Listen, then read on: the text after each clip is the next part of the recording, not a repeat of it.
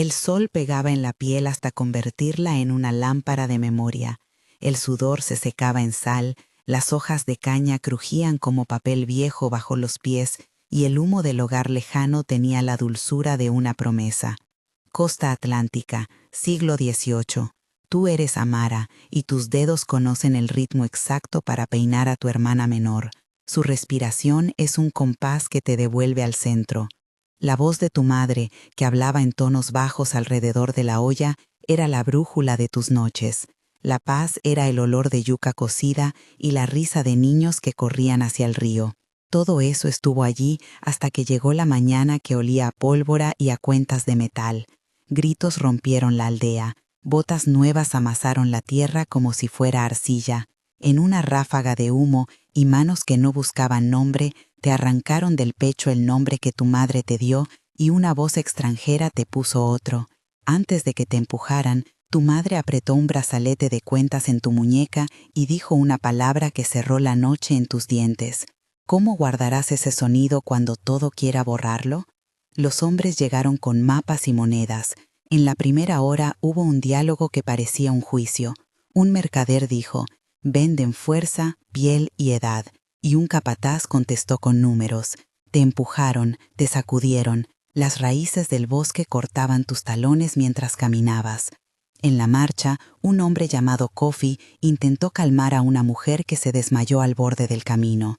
Ya, que había sido curandera, murmuró plantas y nombres para no perder el hilo del mundo. Había olor a humo, a barro removido, a hierro de esposas.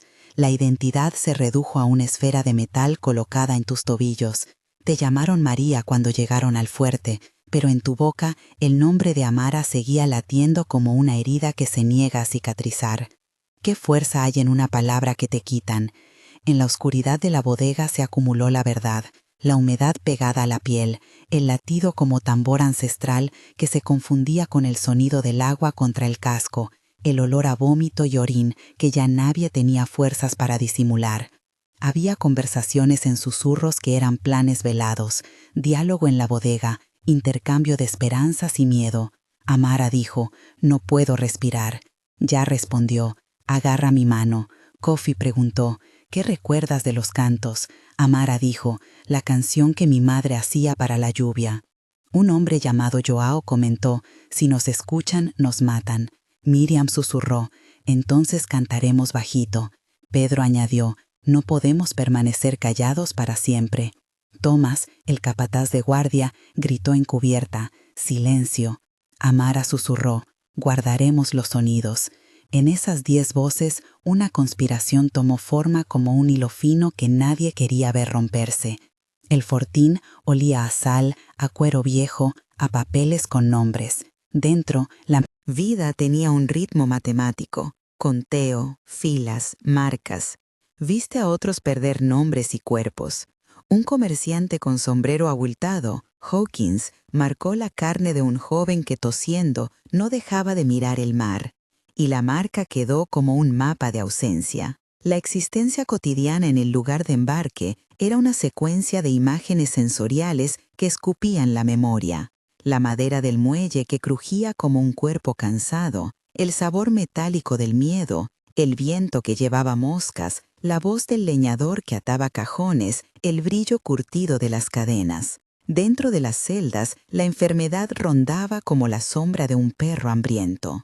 Una niña llamada Ana perdió la voz por la disentería. Los que quedaban contaban historias de quien podía cambiar el curso de algo, se anudaban historias como cinturones. En una esquina ya hablaba de fuga. Miriam practicaba nudos, Joao hablaba de paciencia, Kofi afilaba un pedazo de hierro. El rumor de una revuelta circuló, más rumor que plan, pero con salida en la boca de aquellos que no podían soportar más la desnudez del comercio humano. El embarque fue una coreografía de degradación. Bodera abajo, las cabezas apoyadas en madera humedecida, la voz reducida a murmullo.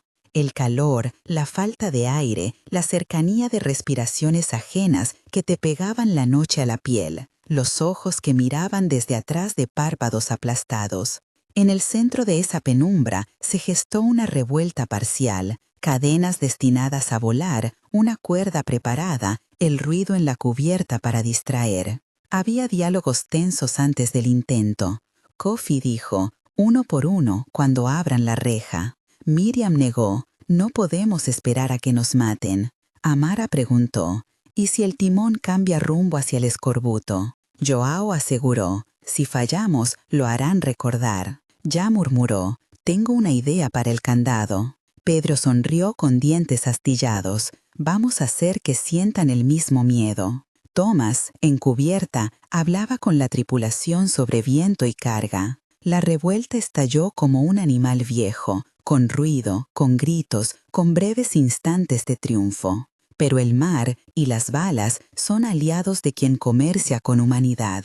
El precio fue alto. Una figura que había sido madre de muchos, llamada Avena, fue tomada, la lanzaron por la borda en el forcejeo y su grito se perdió en la sal. Una pérdida arrasadora conversó con otra. La culpa, la sangre y el silencio. La existencia sobrevivió en rituales menores, en canciones susurradas, en el brazalete atado a la muñeca de Amara, que ya no era solo un objeto, sino un mapa de promesas vivas. La llegada a la nueva isla fue un asalto a los sentidos de otra forma. El calor era más pesado, la luz una losa y el olor a caña quemada, a cal, a sudor profesional, marcaba la nueva geografía. En la plaza del mercado, un subastador gritó precios como si vendiera herramientas.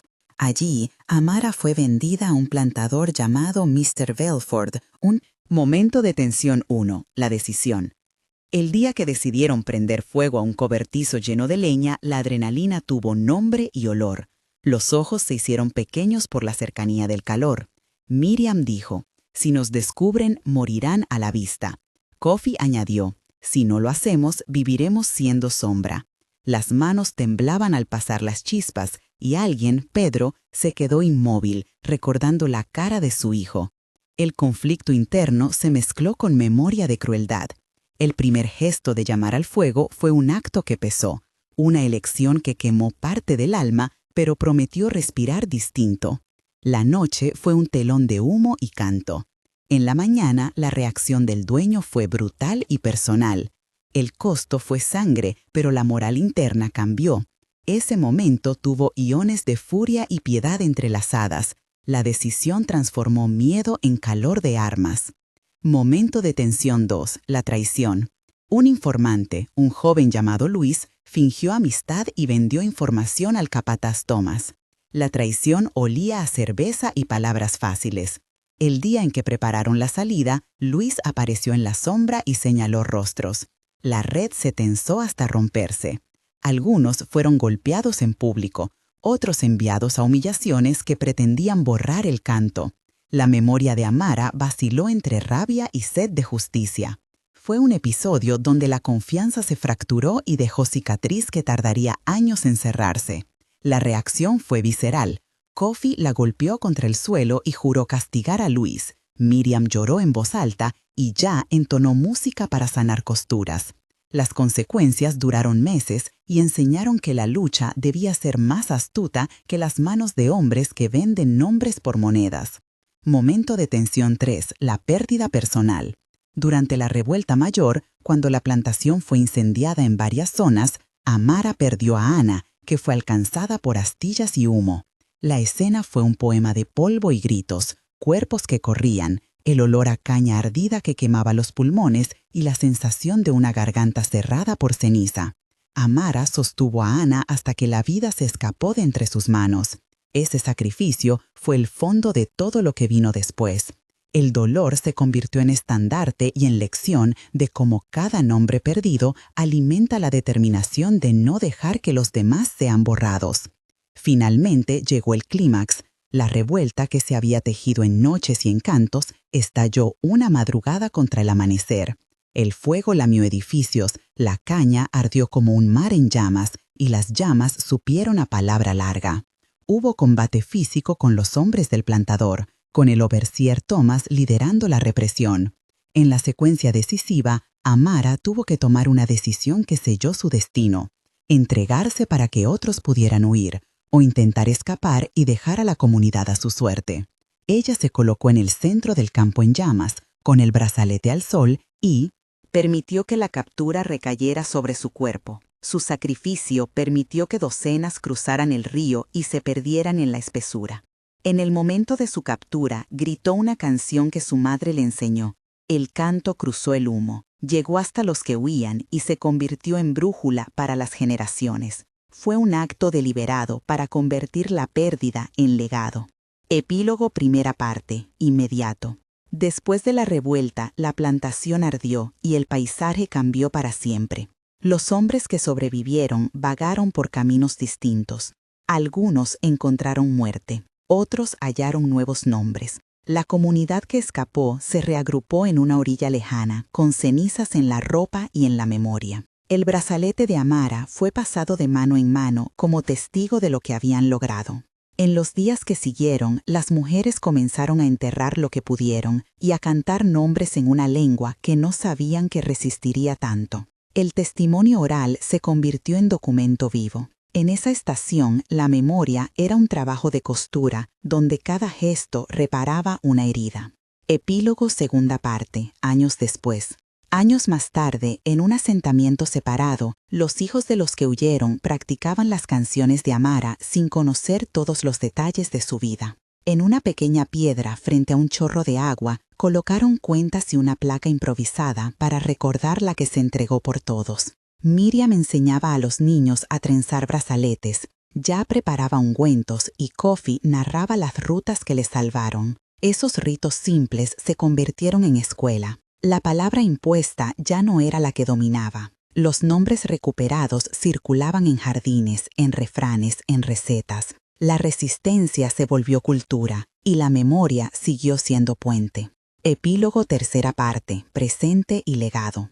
Hoy, el legado de Amara existe en voces que cruzan fronteras. Investigadores, antropólogos y narradores mencionan la revuelta en trabajos que buscan entender cómo las microresistencias cambian la historia. En un museo local, un brazalete de cuentas es exhibido con etiqueta que explica su procedencia sin nombrar a todos los que se perdieron. En comunidades lejanas, las mismas canciones siguen siendo cantadas por mujeres que no conocieron a Amara, pero que aprendieron la letra por su abuela. La historia se transforma en mandato, no olvidar. Si has sentido la punzada en el pecho cuando la protagonista fue arrancada de su madre, no estás solo. Cuenta en los comentarios. Comienza tu frase con «yo guardaría» y dime qué objeto o palabra salvarías si tuvieras que huir. Tus respuestas formarán un archivo emocional que nos ayuda a entender cómo los pequeños objetos sostienen identidades enteras. Ahora vuelve conmigo y escucha cómo una canción puede viajar más lejos que el dolor. Si esta historia te tocó, inscríbete para más relatos que combinan rigor histórico y voces que exigen ser escuchadas. Aquí se preservan nombres que intentaron borrar y se honra a quienes resistieron de maneras cotidianas y heroicas. Comparte este relato para que otros sepan que la memoria no es un hecho aislado, sino una promesa que se transmite. Recuerda el brazalete, canta la canción, nombra a los que fueron silenciados.